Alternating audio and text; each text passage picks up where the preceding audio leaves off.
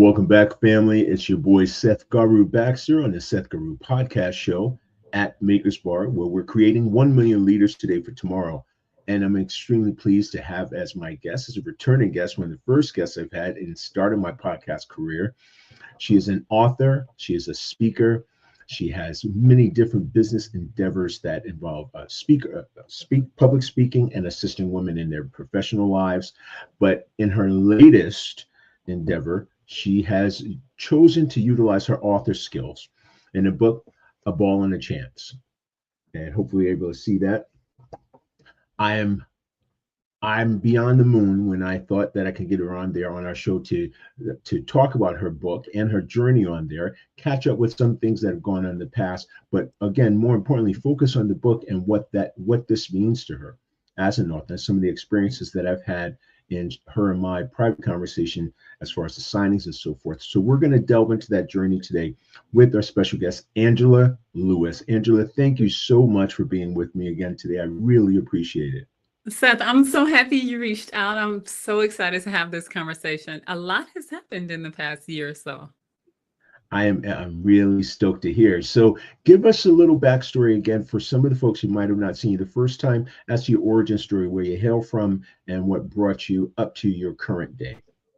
I am originally from St. Louis, Missouri, and I am 6'1". I've been this tall since I was 12 years old, as I mentioned before, and basketball was a place where I felt comfortable. As you can imagine, being that tall as a kid, you don't really feel like you fit in because you literally don't. And so the court is the place that I felt at home and started playing and wasn't very good, but stayed with it, had great support from family, and then went on to play college basketball at St. Louis University, played professionally in Europe, coached college basketball, NCAA Division I. I've coached my niece's fifth grade team. So I've always loved the way that sport brings people together and provides a really safe space for you to grow, develop, and learn.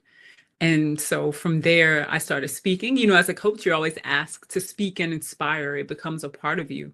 So I started speaking and writing books and published my first book in 2012, and then another in 2016, and then A Ball and a Chance was published this March. So am I correct? Ball and a Chance is your first children's book, though, correct? Yes, it is my first children's book. It is.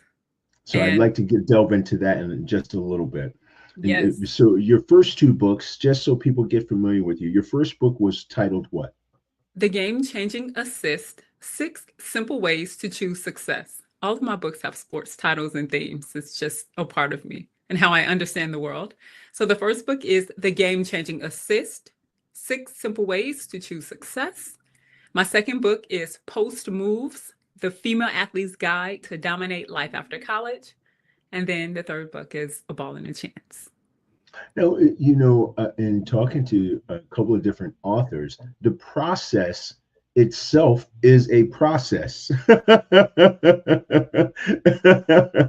process is a process that in this children's book pushed me in ways I did not know that it could. I have an entirely new respect for children's authors, the ones who put their heart and soul into a work. This book was harder than my other two books combined by far.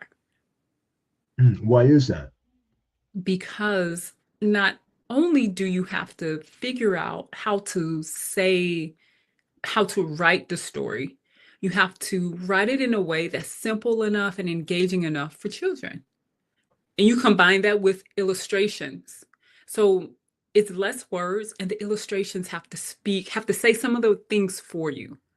And so for this book, I'm literally have 32 revisions to this book Oh, wow. because it started out as on the manuscript side. This isn't even the illustration.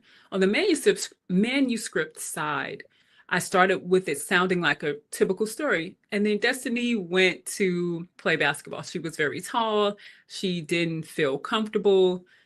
And she went to a basketball camp in Colombia, right? It was kind of like typical story. And then something happened one day where I wrote 2 lines and they rhymed.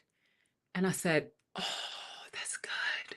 So I rewrote the entire manuscript so that it rhymes and there's a cadence, and I wanted it to feel like a basketball bouncing, like you can hear the the the rhythm to the book. And I've so this all of that plus a number of other things made it more challenging, but even more um, enriching once it finally came together.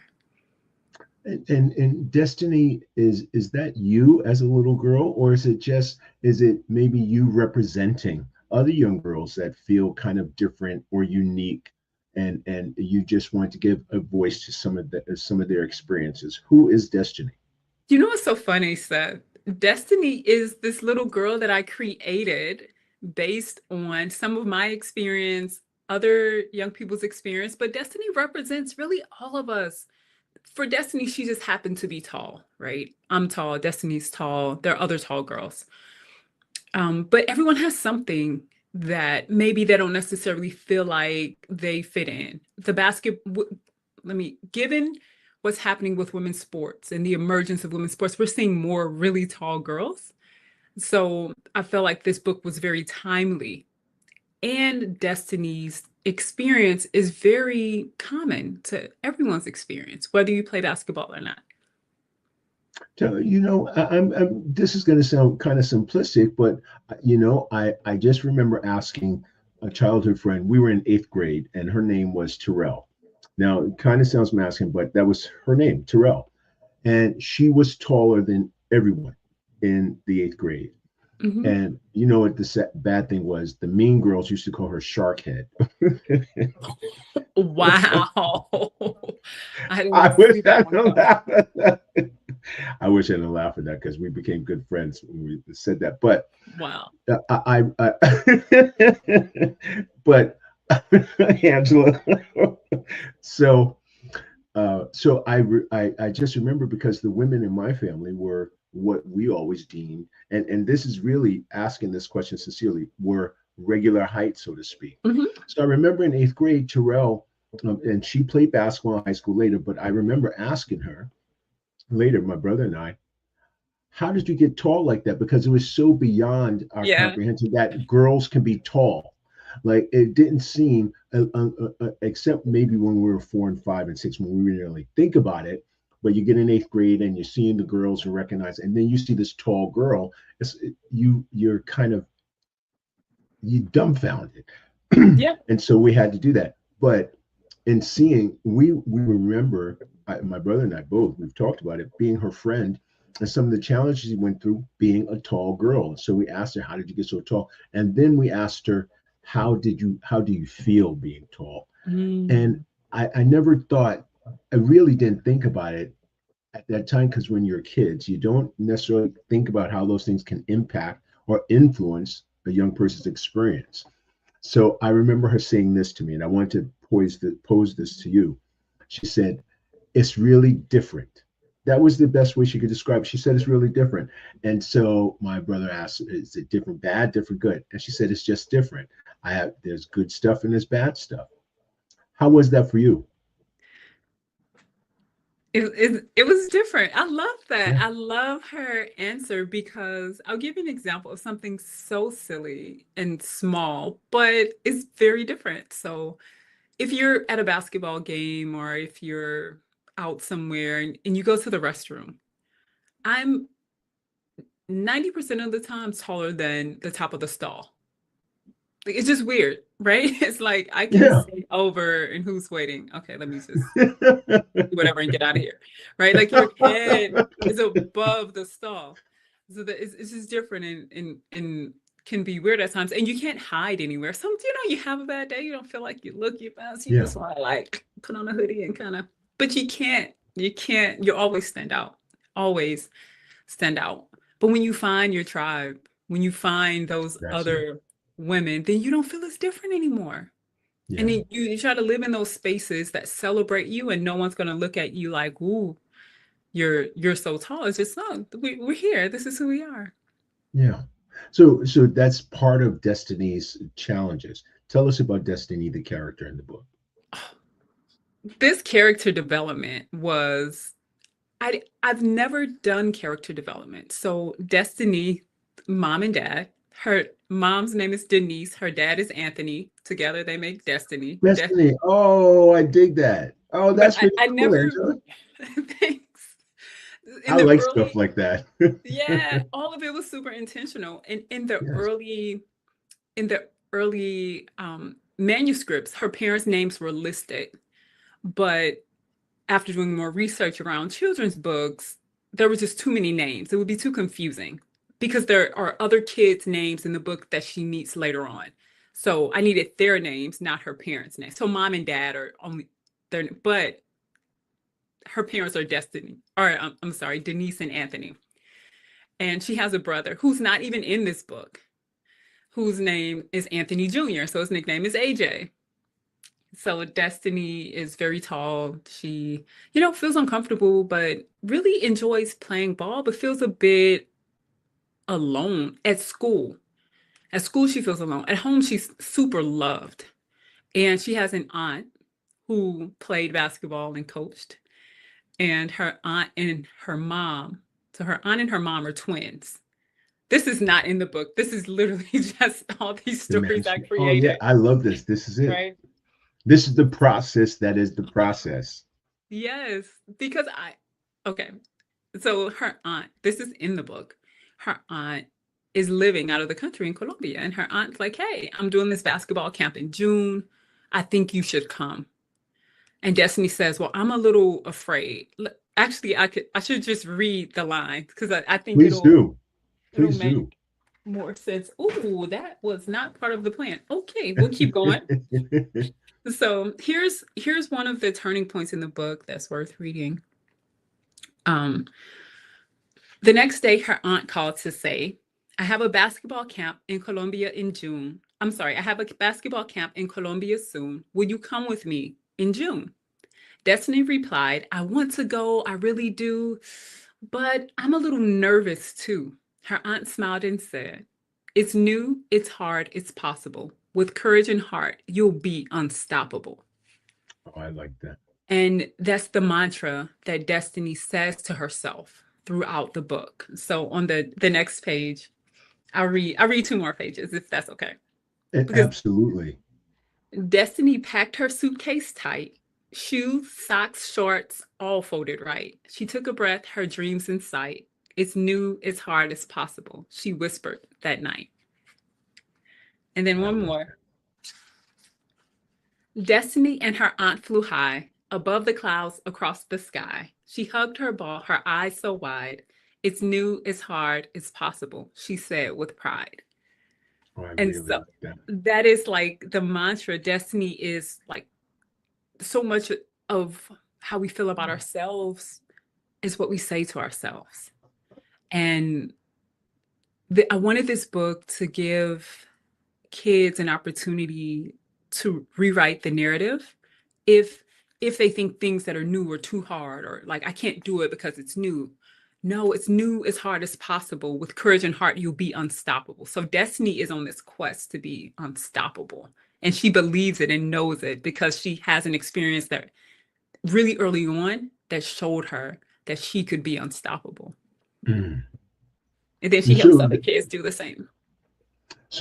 that's what you want young people to get from this. You are unstoppable. It's the self-talk that you give yourself that helps you become that way. I'm so glad that you asked that. I want everyone to get it. So as the grandpa, as you're reading it to your granddaughter, I want you to get it. As moms and dads are reading it to their kids, I want them. This is like the theme is that with courage and heart, though, that's the important. It's like if you have the courage to go after the things in spite of the fear, then you build up this level of confidence that I can do hard things. And if you have the heart to get up, even when you get knocked down, then you know that you can be resilient and you will feel unstoppable. There's nothing you can't do if you have courage and heart to go after it. So Mm. that's the What's theme. what are the grade levels you're targeting? The grade levels for this book are it's really K through 5. I and I did a lot of research on children's books. And what I was told and what I learned is a fifth grader may read on a second grade level. or a third grader may read on a fifth grade level. And so there's some words in Spanish, there are some there's some similes and metaphors, and their illustrations are vibrant enough. If a kid can't read or they're an early reader, you can look at the illustrations and know exactly what happened in the book. So all of it was intentional. So a fifth grader or a kindergartner, you're gonna learn from reading this book. Now, I'm very curious about this too. As Destiny is going through her identity, and this could have been in the manuscript and didn't make it to the book yet, but I'm just curious.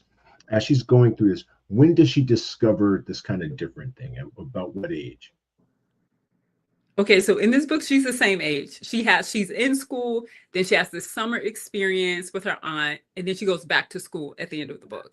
So she just already was in this I'm unique and I'm unstoppable mode of being tall and different and so forth. No. She felt she felt very uncertain toward, like, at the beginning of the book. She's really like, I just feel out of place, particularly at school, because she's taller than everyone. And then she has this experience with her aunt at this basketball camp in another country. She learns, and here's what is important that I don't want to miss is her aunt.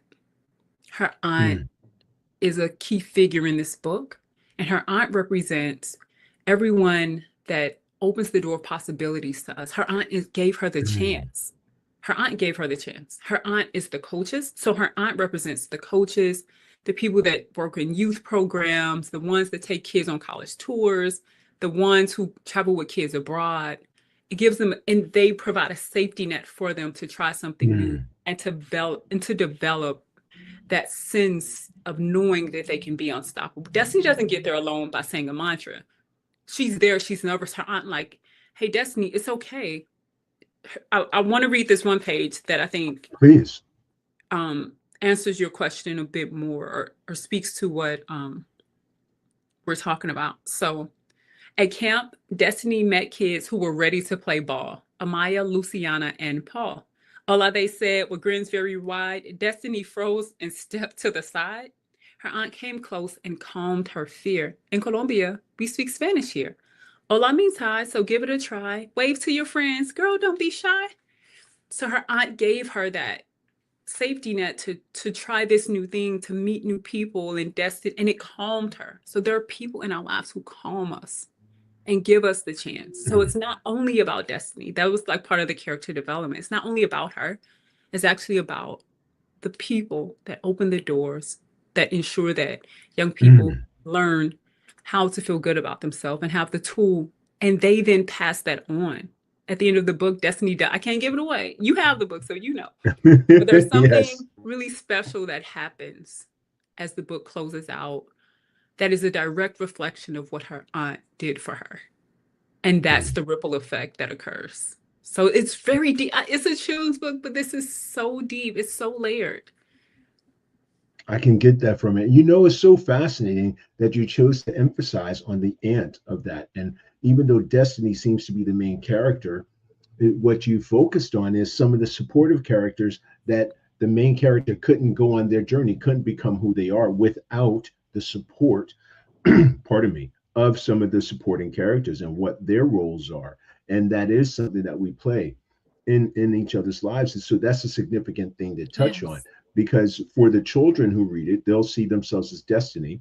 But for the parents who might be reading it to the children and or the support adults, they can see the importance of that community and so forth. And I see it having been an advisor with YMCA and with youth and government, and how significant it is and what it's meant to some of the young people that I was there during that time, going to see the basketball games or going to camping trips.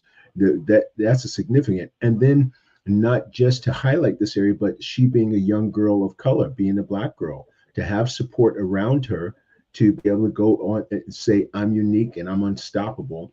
That is another area that I think is extremely exceptional. Thank you. Thank you. And I'm of a generation of one of the generations of women who had opportunities to play sports. Title IX opened the door for us. And it started a few years, but maybe a decade or so before I started playing. Angela, if you don't mind, some of our audience might not know what Title IX is. Oh, Just if you can give a small sure. refresher. So I'm aware, you're aware.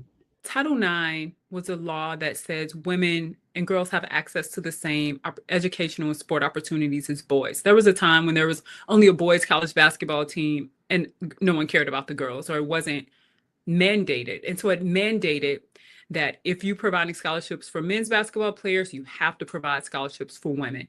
And I had that opportunity. And so many of us now are aunties. And I have friends my age who are parents and aunties, and they love their nieces so much. And so that's why, like, the aunt figure represents a literal aunt, but also the support system of people that ensure that the kids have opportunities. Absolutely. Now, you had a really great experience you shared with me about where it's being placed. And I don't want to give it away. I'd like you to share that story because I thought this is incredible. I was so happy for you. Yes, this book is, you mean where the book signing or where the story takes place? The book signing. I'm going to get back to where the Oh, story takes okay. place, but the book signing and the store that it's going to be in, because that's very significant I where they're going to be I selling it at. I am still I am still in awe of what's coming up June That's 27th. incredible. So June 27th is the 2026 Women's Basketball Hall of Fame induction weekend in Knoxville, Tennessee. I've been blessed to have the support of the Women's Basketball Hall of Fame. So they've purchased all three of my books. All three of my books are on the shelf at the Women's Basketball Hall of Fame. And they've invited me to be a part of a special book signing the morning of induction weekend. So 10 a.m. on June 27th at the Women's Basketball Hall of Fame in Knoxville, Tennessee. I'll be there signing books and showcasing the great work that this has really been my life's work. These books has been my life's work. And in addition, I am going to the ceremony. So we'll see Candace Parker and Doris Burke and Elena Della Dunn, all of these phenomenal people who've contributed to the sport and to the game. And I'm excited to be right there. It's an extremely huge honor, and I'm just so happy for you. I remember how you were telling me some of the lead up to that as well, and I just felt overjoyed for you. It it is, God is so good. I probably should have Yes, started with that. God is so good because last year was the hardest, most painful year of my life. Losing my father, my sister-in-law, and I was working on this book during the process, Seth. And I remember last July going to the Women's Basketball Hall of Fame just to see it because I was in the area. And I went to the counter. When you're leaving, they take you through like the gift shop. And so I went to the counter and said, "How do y'all decide what books go on the shelf?" And they said, "Well, you have to reach out to our retail manager and then have a conversation. And then, we decide from there." So I reached out and got an email back right in the midst of the most difficult time. And they said, "Let's set up a call." And I'm like, "I can't do this right now." I'm so, my dad is transitioning. It's so hard. I can't do it right now. And a few months later, I got back to them. They responded, hopped on a call, Seth, and said, "We want all of your books. And we want you to do a book signing. And we want you." And I was like, "Oh my God. I cannot believe this." And I am the saddest I've ever been having the most amazing opportunity emerge. And it's nothing but God, because I couldn't have created that. I mean, they could have said no. We tried to set this meeting up. I mean, there's so many things that could have made it a no, but I'm just so grateful. So absolutely. It's an incredible opportunity. You deserve it as well. thank you. Thank you. And having gone through all of that you did last year, it reminds me that sometimes the blessing is always right there, or the reward is right there, or the gift is right there, and we can't receive it yet or embrace it yet because we're stuck in our present of just dealing with all this other stuff, and then God does this thing of saying, "Hey, guess what? I Got got you. you. I got I you. got you." Yep.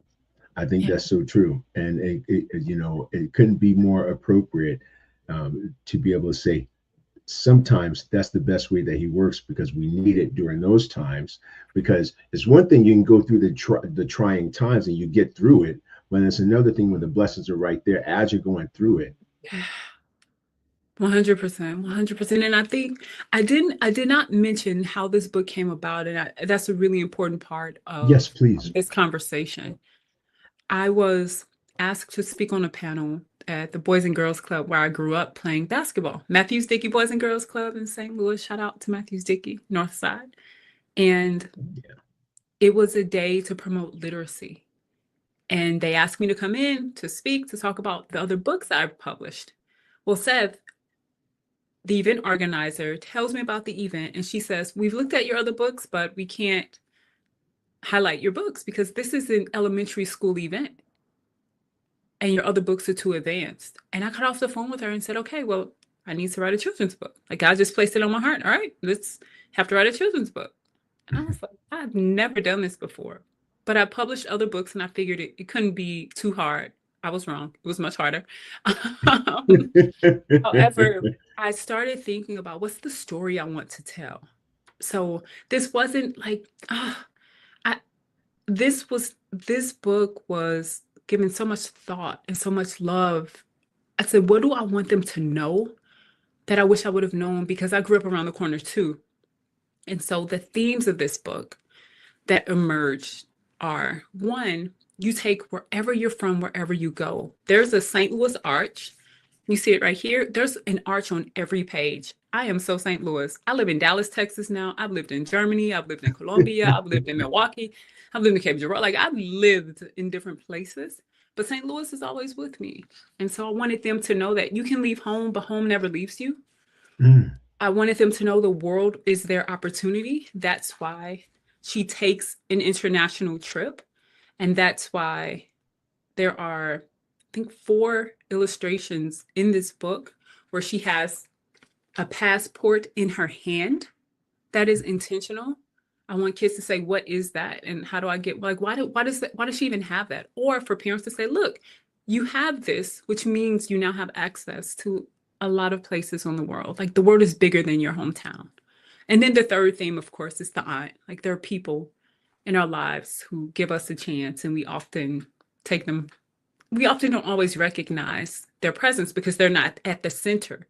They're usually the people who play the background, who, I have an auntie. Every time I see her, she's like, here, take this, baby. Get you something for lunch. Here, you do know, here, get you some gas on it. I mean, every time I see her, and it's just subtle. She never makes a big fuss about it. She does it when no one else is around. It's beautiful.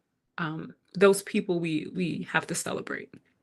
We have to, and I've always said, I feel so privileged to have had those people, and I've had both my parents well into adulthood before they passed away. But I will say, even with my older brothers and sisters, pardon me, but those support people that were, when I was a kid, like, hey Seth, you got this. How's your car doing? So we had a neighbor. He was big. His name was Big Nate. He owned a bar in the neighborhood. And he was this big, gruff looking guy. So when we moved to Albany, New York, he didn't like us. But my parents had all these kids running around the neighborhood and all this, and we just knew he didn't like us. And so I remember I just always thought, this guy, he just looks mean. Pardon me. He just looks mean. Pardon me. Hold on one second. Sure. And so Big Nate was this huge, bulking kind of guy. And so we moved there, and the snowfall came upstate New York. So snowfalls are very heavy there. And my brother and I were outside shoveling the sidewalk because we had chores. So my dad and mom had us have chores. And the snow came up. It easily had to be about 3 feet tall. Now, we could have gotten it done. We definitely could have gotten it done, being 11 and 12, or 12 and 13. But Big Nate, this really mean looking gruff guy, he sees my brother and I out there shoveling the snow, and he just comes over without anything, and he says, let me show you how to do that right. And from that moment, that man who we thought was the most mean man, he was that background support system for me. From shoveling snow to my first girlfriend that I had, the kiss that I had, in the background when I had to make decisions about going to university and he was a support system for my parents, for my brothers and I. And those people, I've always said, as I mentioned earlier with the book, that it's a great deal of supportive players that are a part of who turns you into who you are. Yeah. Just like you said with your aunts. And I don't know how much of giving back and some of the things about being a supportive person in the back as an advisor and as a coach and so forth without knowing Big Nate and people like that in my lives. And so Destiny to have her aunt like that Yeah. is significant. And those are significantly important as a part of our community. So I really like that you put emphasis on the aunt as a big part of that story. Thank you. Thank you. Yeah, there was so much intention, every page, every illustration, all of it it's so much deeper than it wasn't like a, oh, let me write this fun kid story. It's like, no, no, no. There's a message here, and all of these characters are intentional. The three little kids on the front, Amaya, Luciana, and Paul, are real kids. They're my friends' kids. They're my friends' Colombian babies. Like, I Wow. adore these kids. I love them. I spent time with them. I have stories and, experiences with them, getting ice cream and dancing in the living room, right? I wanted them to be a part of this book because they were so influential in my experience in Colombia. And little kids have a way of just making you feel welcome and loved, regardless of where you're from. So yeah, all of it was intentional. I love You how it know, turned out. I'm glad you keep mentioning intentional. So her being a girl of color now, and since she's somewhat an amalgamation of young girls, and to be seen as a young girl who would see herself, but the point of making her a little black girl, what went behind that thought? There was no other option. I don't think there was no other option. I wanted Destiny. I mean, so much of the experience, of course, was mine, but um, I just know that I wanted her to have beads and I wanted her to have braids. I really wanted, I was thinking about the kids who go to the Boys and Girls Club. They look like Destiny. They're the Yes. kids in the neighborhood. They look like Destiny. So there was not another option. There was an ad on Instagram that Caitlin Clark, Indiana Fever, Oh yeah. also has a book coming out, a children's book coming out this fall. And the little kid at the center on the front looks like Caitlin Clark, as she should. It's Caitlin Clark's book, right? So, yeah, this book I wanted to reflect the experiences of the kids in the neighborhood and my experience. I think it's extremely important, and we definitely have more access to that in authors like yourself. But I still think every single piece matters when It we have. does. It really does. I, I don't think we can underestimate the importance no, of that. and there's something I definitely underestimated. There's a colleague of mine, former colleague of mine. She's maybe 65-year-old white woman, and she has a granddaughter, and she reads books to her granddaughter all the time. And she got one of my books and she read it to her granddaughter, and her granddaughter said, "There are a lot of brown people in that book." And I was like, "Whoa." And it was an observation. I mean, she's a kid, so there's no malice. She just saw a book with brown people and was like, "Oh, okay." So it goes both, representation is for all of us. It's important that all kids know that there's a space for them in this world, and they see themselves reflected in the book, but they see like the world reflected in the books that they have. So there's brown kids, there's little Colombian kids of all different hues. It's I I didn't anticipate that, but I'm really grateful to see the response of children. And the other thing I should emphasize too, I do think it's important cross culture to have other books that little white children, little Spanish children, little Asian children can see, children of color, black children as well. And I do notice it seems, especially the younger parents nowadays, trying to include materials that show the diversity of all of us and what we can accomplish. So having Destiny, I think, is another step in that direction. That here we are now, and I think this is one of the blessings as well to look that I look at as a positive. Here we are now, where a woman author who is a Black woman, can write this book and have it be in the Hall of Fame, the Women's Basketball Association place, and have other multicultural children be able to read this and have this be a story that they can identify with, even though she's a different shade. Those are extremely important and valuable to today's kids.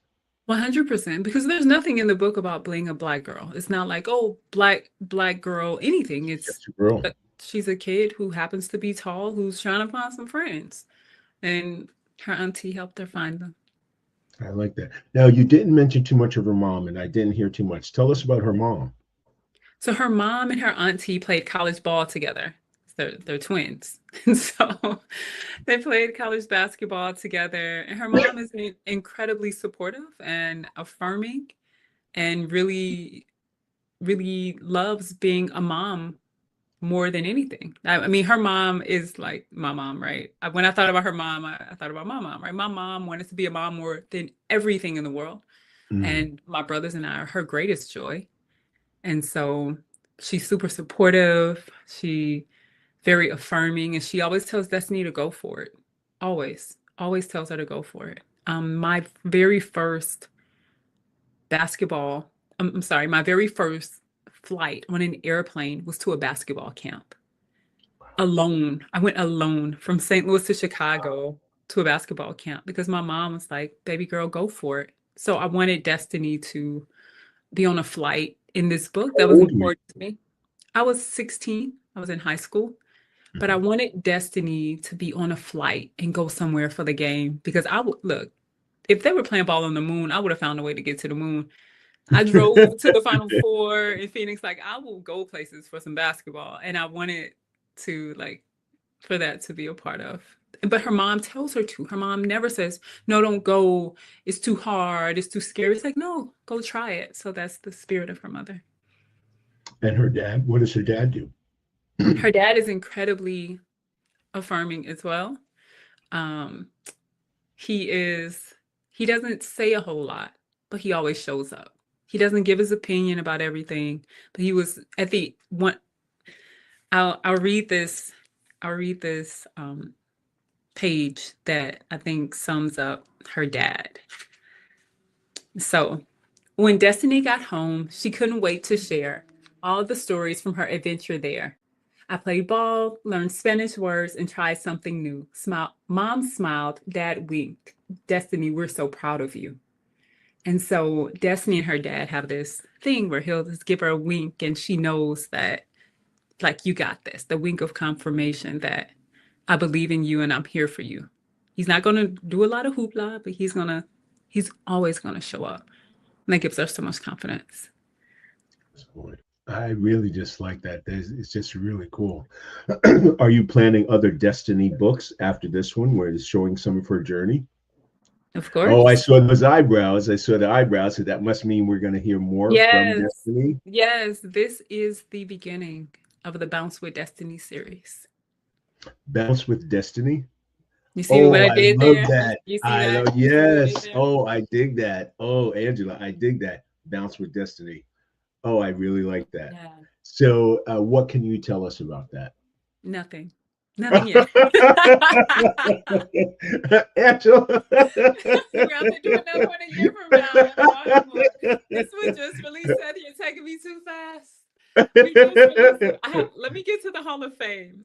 Let me get to the Hall of Fame on the 27th, and then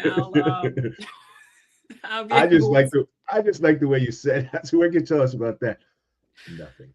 I told you everything. You got it all. Exclusive.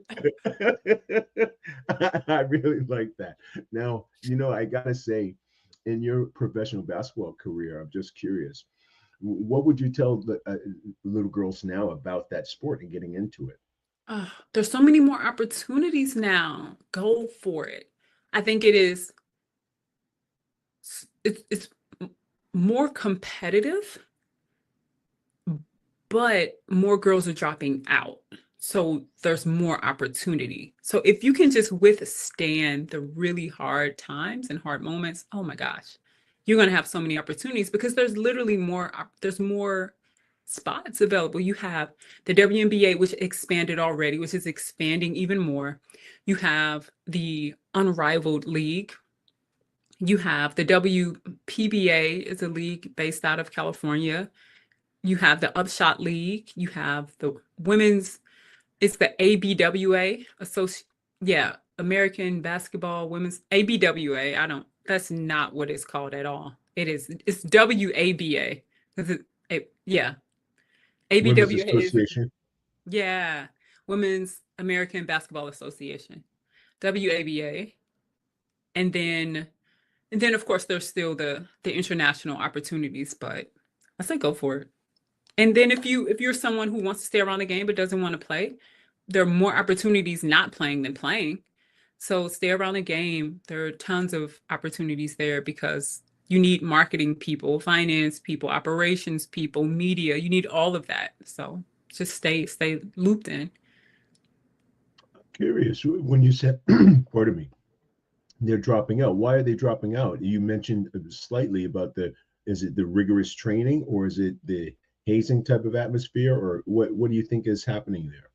I think it's a combination. A lot of girls are playing volleyball now. Volleyball is a very different sport than basketball. There's no dribbling. There's no plays that you have. Well, they run plays. It's different. Volleyball is a different type of sport. So volleyball has seen a tremendous surge in girls playing. So that's part of it. But overall, girls drop out around 13, 14 in general. And that's okay. I don't think you have to play organized sport to be healthy. I think being in an organized something, some part of a team is important. But if you just play, if you're playing something and you're active or you're at the rec center, I think that's fine. I think there's a lot of pressure now. So to more directly answer your question, everything's recorded.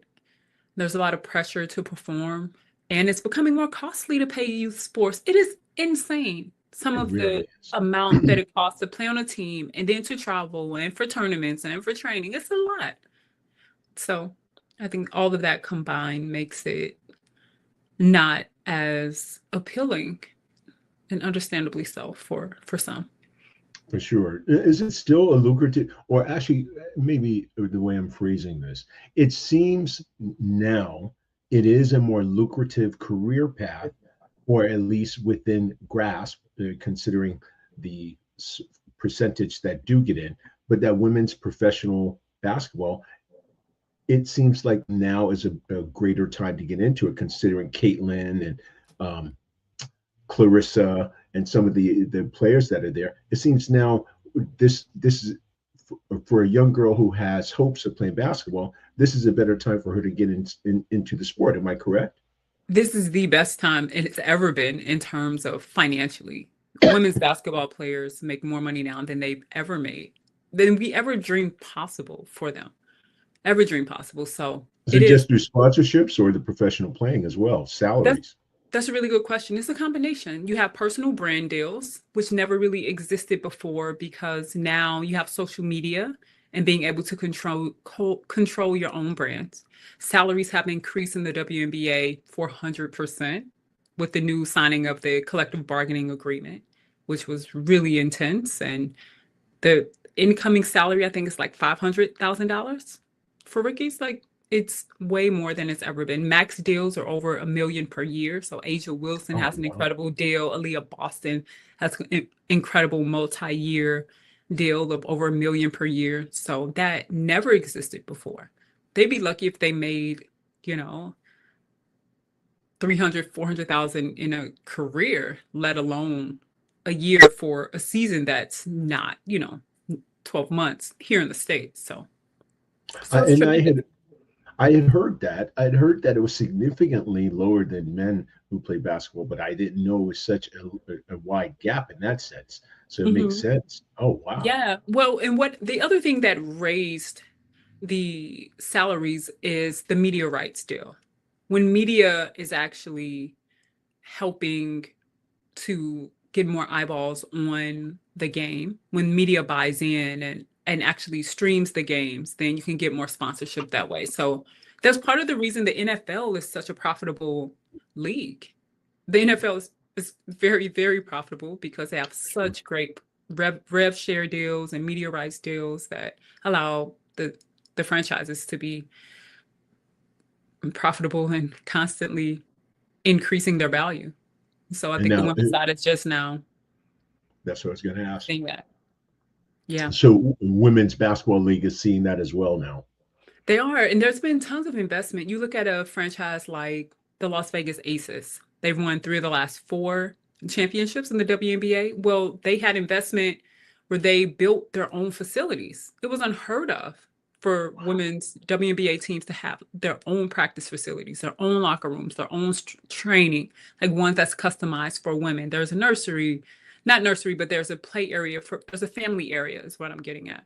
So they're very intentional about designing it specifically for them. And that has made a difference in their organization. I'm really glad that we touch in this area because I hate to admit it, but I did not know. I No, did not know this. And I think these are important. This is part of the reason why I'm doing this podcast too, is to get out this type of information. Because yeah. I know, like my ex-wife, she played basketball for a long time, but oddly enough, she also played volleyball. But Mm-hmm. her thing, but funny enough, her thing was basketball. That was her thing. And Yeah. the funny thing is, I always find that funny because when I would tell people how tall she was 5'10", is 5'10", and they say, "Oh." Mhm. Always, always like, wow. Well, I didn't realize until oof, I was a young professional. I was maybe in my late 20s when I looked up the average height of a woman because I wasn't in the world of sports anymore. And it's 5'4". An American woman, the average height is 5'4". And I said, huh, makes even more sense now when I look around. Yeah, Everyone else. Yeah. And come to so think being of it, 6'1" is almost a foot taller than the average. that is pretty significant. Yeah. And you know That's what's very wild? I never feel tall until I see myself on pictures. Well, I feel tall when I'm around people, but it becomes even more magnified when I see myself on pictures with, the majority of my friends. Oh my goodness, because yeah, so sometimes I guess the immediate impression would be you're getting ready to take a picture with someone at a book signing, and even if it's a guy or girl, and you would have to think, oh, I'm going to be that much taller, that much. Oh wow, yeah, Yeah. Yeah. Now I just embrace it. I mean, yes, stand as tall as possible, wear heels, put my hair in a bun. It's like, I'm gonna be tall anyway. I want to be as tall as I can possibly be. queenly is what my mom would Yes. say, queenly. Now, Destiny. So you get back to Destiny. You put a ball and a chance as the title. And so I know it's somewhat self-explanatory, but if you don't mind, can you elaborate on the title? Thank you so much for asking that. A Ball and a Chance actually started 20 years ago. It's not even a new title for my heart and spirit. A Ball and a Chance started as a mentoring program for high school girls. I was coaching high school basketball and I was in graduate school, and we had to do a project. And I did this project. It was a mentoring day for the young women who were in college at St. Louis University and the young women who were on the basketball team at Metro High School. And it was one day where they did different activities on the court. The coach came to speak at the event. The head coach at St. Louis University at the time, Shimmy Gray, came to speak to the students. And also there was a mentoring session where the girls in high school got to learn what it's like to be a college athlete. So it started there. And then I ran a series. It was a panel workshop series for parents called A Ball and a Chance, where the parents could learn about the college recruiting process and what it takes to help them. I've been the same person, it's pretty much what I'm getting at, Seth, for the past 20 years. So I've lived with this for years, and I have a podcast called A Ball and a Chance. So the book is the 4th iteration of A Ball and a Chance. And yeah, it came from really an understanding that we all need a chance, and the sports can give us the opportunity to connect with people globally, and it takes other people like to help us see what's possible. A ball on a chance. I like that. Now, tell us about your podcast, A Ball on a Chance. Podcast called A Ball and a Chance really birthed out of my volunteering to be on the board of Women in Sports and Events here in DFW. Women in Sports and Events has been around for 30 years. just celebrated their 30th year this past March. And the purpose of the organization is to be the catalyst for women in the business of sport and events. And so there's this entire ecosystem of sport that exists. We talked about it a little bit, from players to coaches, but marketing, operations, PR, communications, there's finance, executives, there are all these different roles and jobs that make the sport happen that we see on TV or we go to an arena. And so my podcast, the goal of it is to showcase people in these varying roles in an effort to help young people or people in general understand how sport works beyond the field or the court. Okay. Well, I got to do that. So we got to look for that. A Ball and a Chance, the podcast, hosted by Angela R. Lewis. Yes, yes, yes. Oh, fantastic. Okay. Now, public readings. Are you scheduled to do any of those of the book? I've done a few already, and I don't have any scheduled just yet because I'm not doing anything until the Hall of Fame. So I've done some to test, and they've been amazing. I've done a basketball clinic and did a book reading after with this organization called Youth World here in Dallas. I did a virtual one with a girls' school in Colombia, which was That's incredible, incredible. for sure. The girls read the book. It was the first time I heard the book read in a kid's voice. And of course, I cried because I cry all the time when this book is read. So no, nothing scheduled yet. I just really want to focus on making sure the Hall of Fame is done with excellence, and so I don't want any distractions there. But I'm sure they'll come after that. What's your ultimate goal for this book? What are your ultimate goal? Every store in America, every store in the world, it teaches fifth graders. What's your ultimate goals, or a couple of them? It's already exceeded the goal. Like what the kids at Matthews Dickey Boys and Girls Club get the book. This book was written with them in mind. So everything out of that after that is bonus. Whatever, God, whatever you want to do with this book is yours. Because I didn't want to write it. I wasn't trying to be a great children's author. Like, I wrote this book with love and intention in every word, every page, because I wanted to share a story with the kids at Matthews Dickey. Everything is bonus after that. Yeah. Yeah. I got to tell you, I remember a little bit of the story of the pressure of being under the gun to get this book completed that you shared with me as well. This was hard. I've been tested tremendously in ways I didn't anticipate, from issues with illustrations to not feeling like it was good enough. And I had friends who said, no, it's time to go. Like, really, you got to release it. And I'm so glad I did. I'm so glad I did. It's led to the book talks that I've had thus far. And I'm just grateful. I'm grateful for it all. So grateful. I'm kind of curious now that you mentioned it, Angela. How did you know? So when you heard them say, just let it go, how did you know or feel a release? Yes, this is what I want to put out there. I'm going to let it go. What was the word for you that told you, or how was that process? There were a couple things happening. We had an event on March 27th. We had a book event March 27th, and I was kind of sulking, like, I don't know if I'm going to have this book ready by then.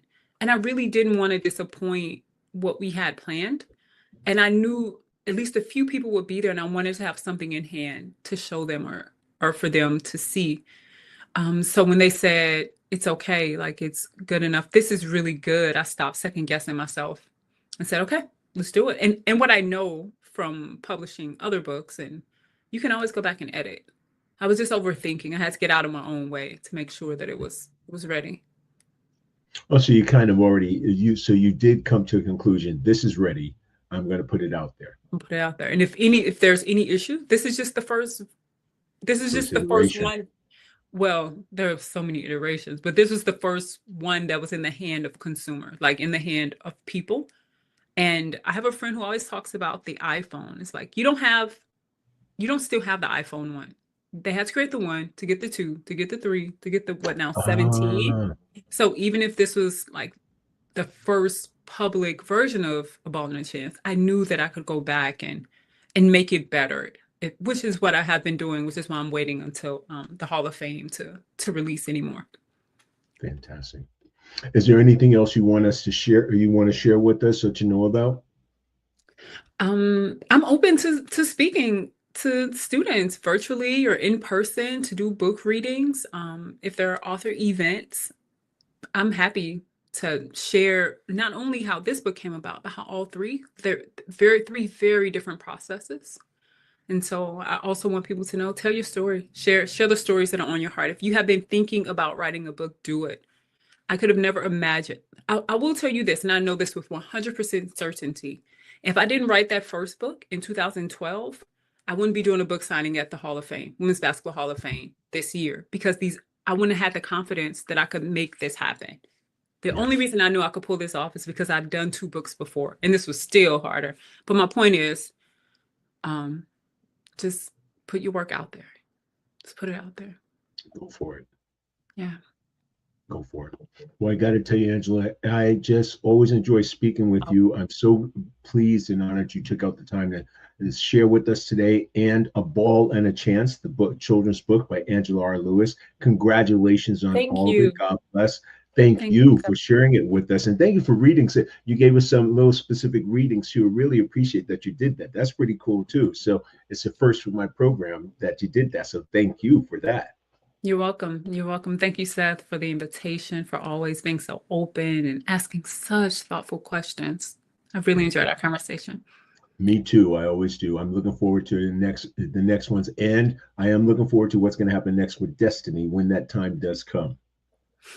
I'll be sure to keep you updated when I decide, when I figure it out. It sounds very good. Well, folks, you have A Ball and a Chance. This is an opportunity to get your book. Please do reach out to Angela Lewis for speaking engagements, and also look where her books are being sold, A Ball and a Chance. As I always mention, the revolution that must happen is a revolution of love. What is a revolution of love? It's called a love-olution. Go out and create a revolution of love. Go out and share love with someone else. Go out and talk about love. Go out and just be present in love with someone else. Let's create that and make our world a better place. Thank you so much for joining me on the Seth Guru Baxter podcast at MakersBar, where we're creating 1 million leaders today for tomorrow. You were witness to one of those leaders today in the children's book section, Angela R. Lewis. Beautiful Angela, thank you so much for joining us.